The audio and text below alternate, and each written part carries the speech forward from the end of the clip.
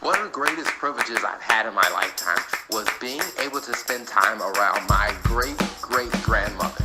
And when my great-great-grandmother was alive, she was what, 96 when I remember spending time around her.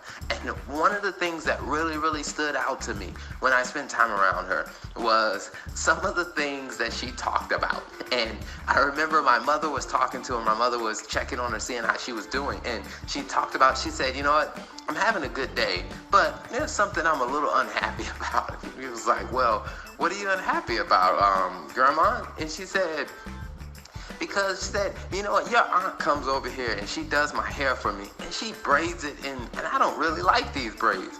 I want to do it differently. And you know, it was something so small, but it made me laugh and it gave me so much perspective, is that even at 96 years old, when her hands weren't stable enough to do her own hair, one of the things that she still had deep in her is that desire to be independent, to be able to take care of herself, even with something as simple as her hair.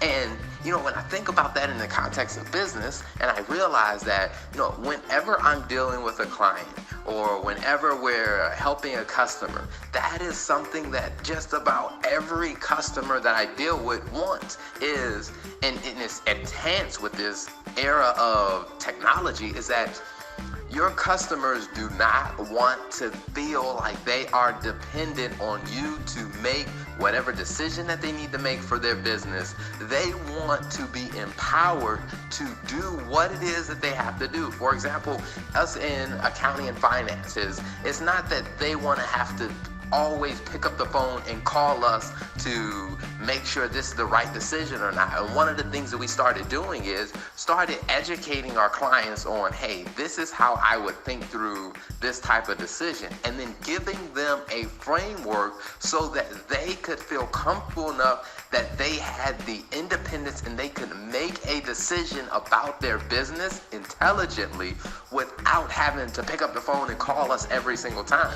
Because as we started to adjust our approach in business to how can we adjust how we do business with other people, that they feel empowered to make more independent decisions, it actually improved our relationship with every single client. And even when we do these videos and we do these podcasts, is we focus on how can we give people something that will empower them to be able to make more independent decisions to move forward towards the goals that they are interested in.